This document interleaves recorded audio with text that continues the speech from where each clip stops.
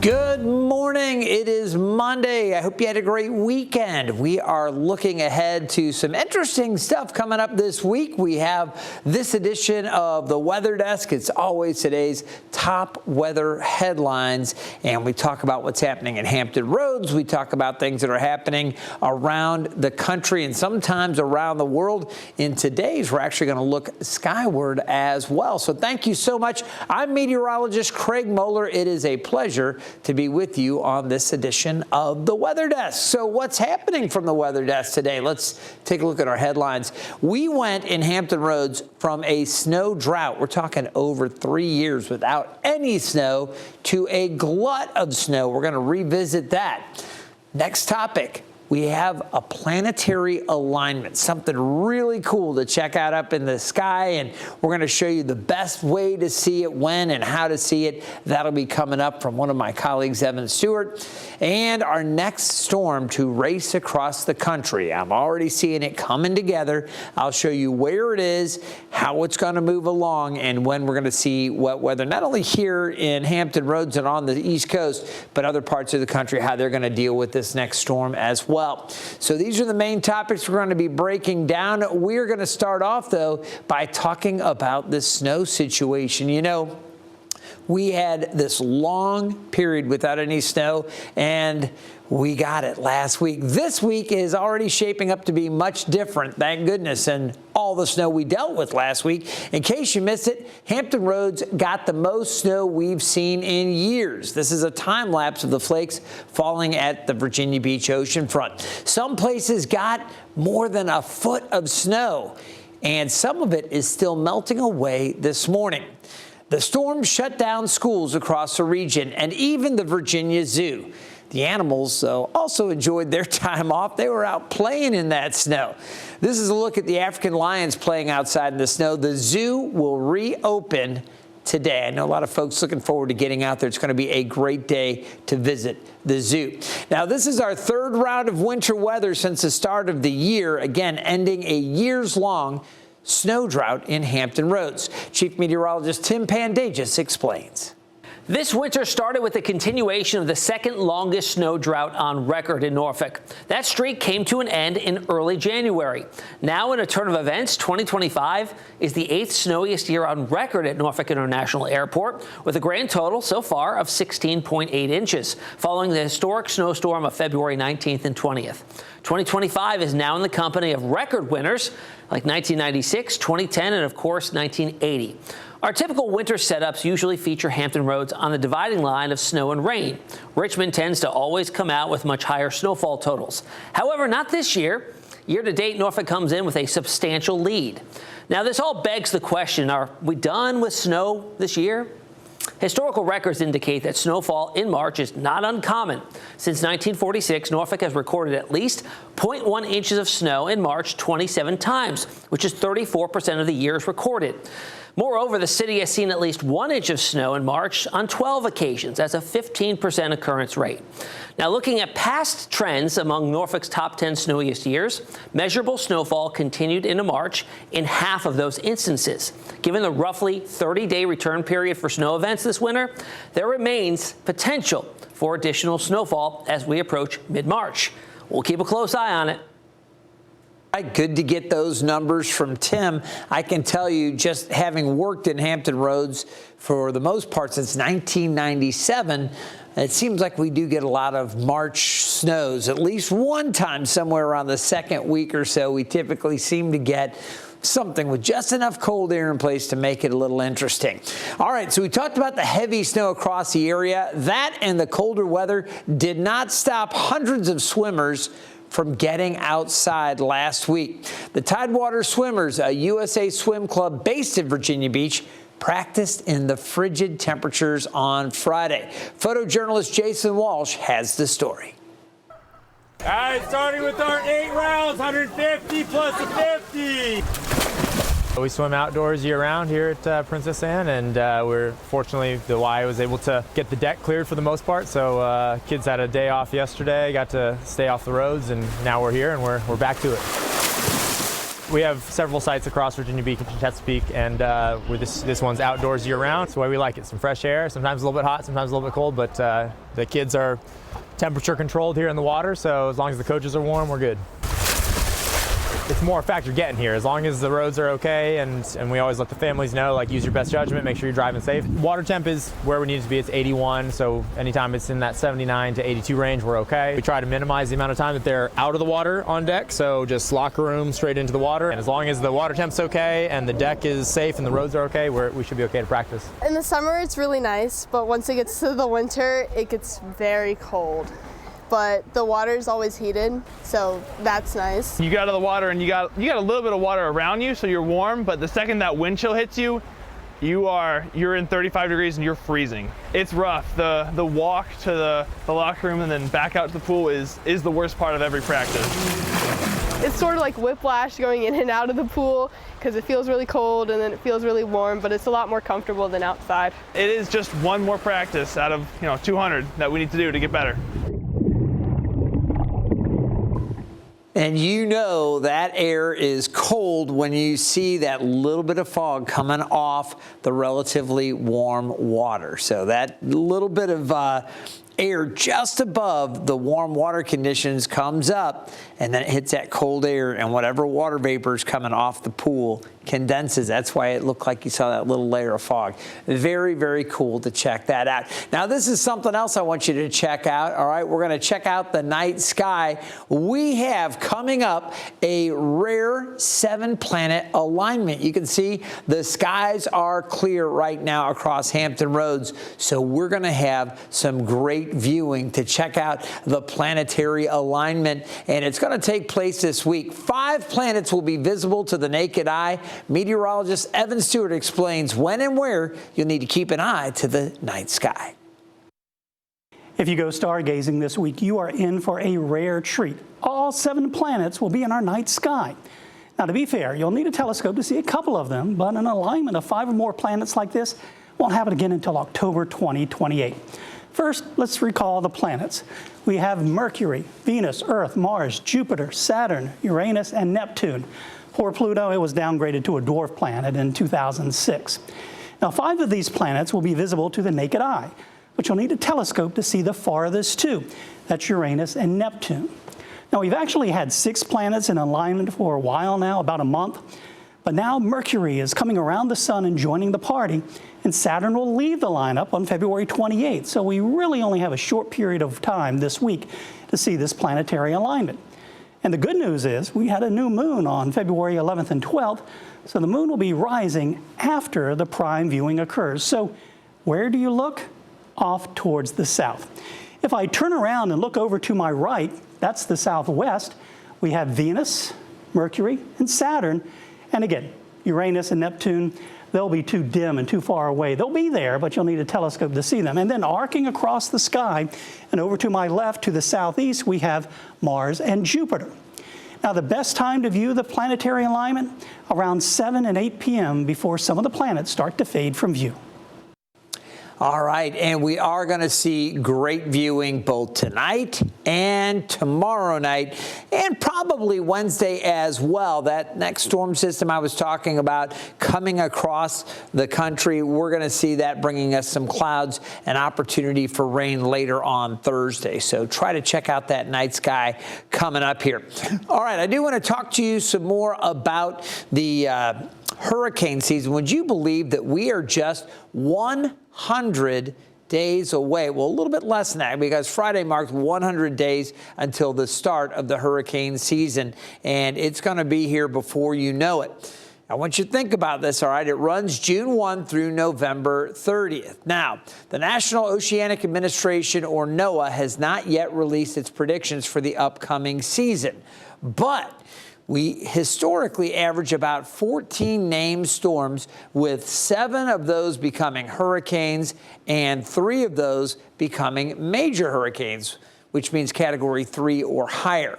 I will say, looking at the setup this year, we've got a couple things to feel a little bit encouraged about as far as our numbers, which have been higher than normal for the past, seemed like several seasons. But last year we had an active season. This year we are expected to be closer to average. And the reason for that, sea surface temperatures in the Atlantic and across the Maine tropical basin are still warm, but not as record warm as they were last year. So that's good. And we're also expected to be in a La Nada in terms of the El Nino Southern Oscillation, which is maybe a little bit of an improvement from where we were. During La Nada, we can sometimes get an occasional landfalling hurricane on the East Coast, but they are less frequent during La Nadas, and that is what is expected, that neutral phase of the oscillation. So we're going to be watching for all that through the hurricane season.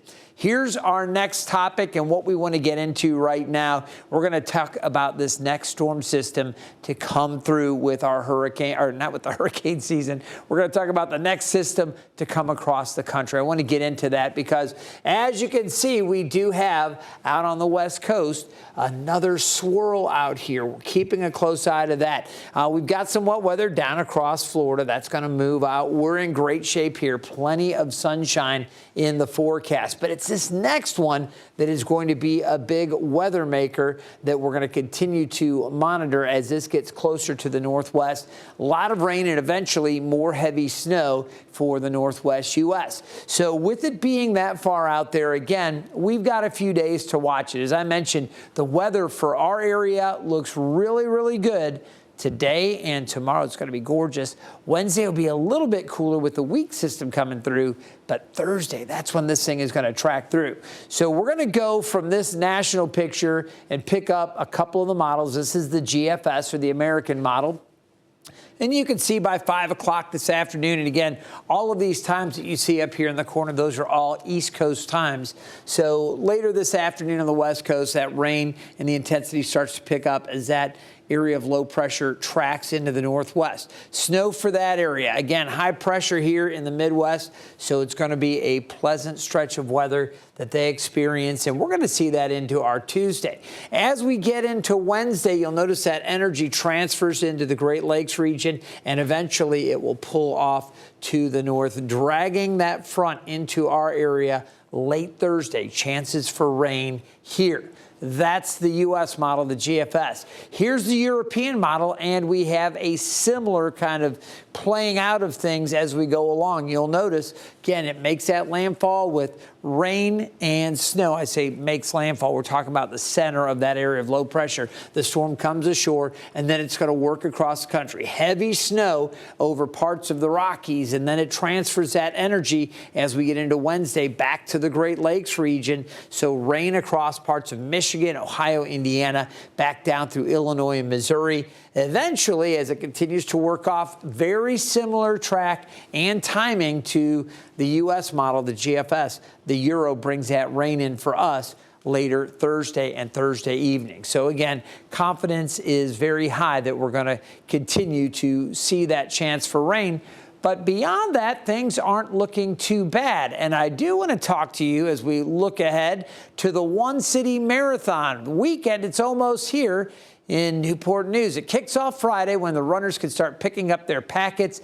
There are a few shorter races on Saturday, while the half marathon and the marathon are on for Sunday. Here's what runners can expect. All right, so I think as we get into the weekend, we're going to find a decent amount of sunshine. It is going to be a little cooler behind that system as we get in. And the weekend for Saturday will be cooler back into the, I think, low 60s on Saturday. The runners will have cooler conditions in the morning, so it'll be in the 40s and 50s. And then on Sunday, we do get a push of cooler air. But for those that are running the half marathon and the full marathon, that cooler weather, really nice for running. So good luck to everybody that's going out there. All right. Remember, you can always stay up to date on that by checking back with us, and I really encourage you to do that if you've got plans to run. We'll be pinning down the winds and everything else for the upcoming weekend. All right. Here's the Thompson Creek Window Company sky view over Hampton Road, specifically from the Jordan Bridge looking back over towards Norfolk, we have a very quiet start to the day. As we take a look at the airport conditions, 46 degrees, skies are clear. You'll notice a dew point in the mid-30s. We had a little bit of fog down to the south. I mentioned the temperatures are going to be warmer over the next few days, stepping back again in the morning, 50s and 60s, as I talked about for the big weekend coming up, the One City Marathon weekend. And then as we get into Sunday, it will be a little cooler. You'll see the temperatures do recover after that. Temperatures across the region today, though, getting back to normal. And it's been so cool. We've had over the past several days, really over the last week, we've been below average every single day. And of course, we had the snow last week. None of that in the forecast today. Today, a lot of sunshine, beautiful weather for you. Temperatures climbing up into the mid 50s. And this is where we should be for this time of year.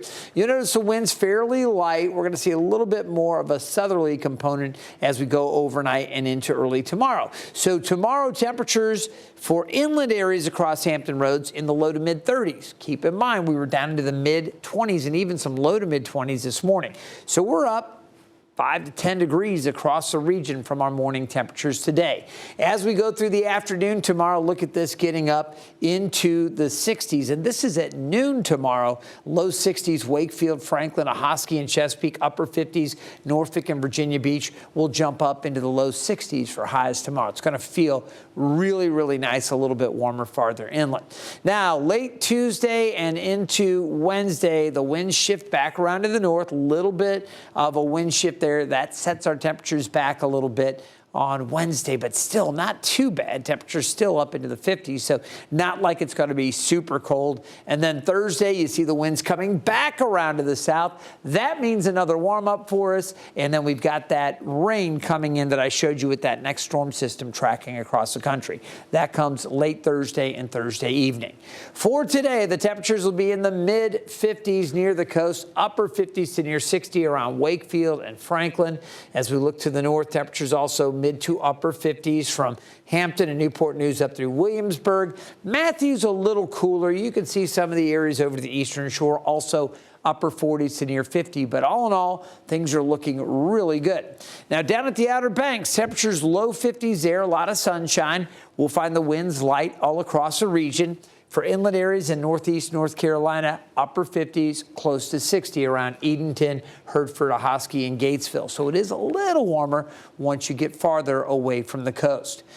Let's check out tonight's forecast. I mentioned the planetary alignment, something to look for this evening. Clear skies, 38. Again, light south winds, so not as chilly and mainly clear. What a great evening it's going to be. Tomorrow, temperatures getting back up to near 63, feeling spring-like, mostly sunny, light southwest winds. Here's the rest of the 7-day forecast. Our temperatures are going to be going up and then coming back down a little bit. It's going to be a give and take, kind of a dance here. We will be a little warmer tomorrow and then step back Wednesday. Now, as we get into Thursday, I expect temperatures back up, upper 60s. Some areas may reach 70 on Thursday. We do have that cold front coming through, so I expect showers at some point. I'm going 30% right now. I do expect a little more activity. We could bump this to 40 or even 50%. But the reason I'm leaving it at 30% right now is it looks like it's going to be a late day thing. So most of the day on Thursday looks good. But if you've got plans Thursday evening, I would definitely think about, okay, showers are going to impact some of the things I hope to do. So you want to make sure you're prepared to deal with that. Friday, the temperatures step back, upper 40s to low 50s across the region. It will be mostly sunny. And then for that weekend, again, all the races with the One City Marathon, half marathon, got a 5K out there. It's going to be great that whole weekend. Temperatures warmer again on Saturday with another cool push on Sunday, but it doesn't look like any great problems there. I don't think the winds are going to be too bad, but we will continue to revisit that as we go through the week. So you definitely want to stay in touch with us if you are planning on running any of those events this weekend. You know, my advice, as always, is to stay up to date, and you can do that by downloading the 13 News Now mobile app. You can scan that QR code right now and download it to your smartphone. It's a free app. It's always free, and you'll be linked to us anywhere you go, anytime. You've got news and weather information right there at your fingertips. You'll see the latest hourly forecast. You can check out the local radars, and really that radar app, you can adjust it and check out radars all around. It's just a tremendous resource. So if you haven't done it already, take your phone, download it through that QR code, and enjoy all of the great content we have for you from 13 News Now.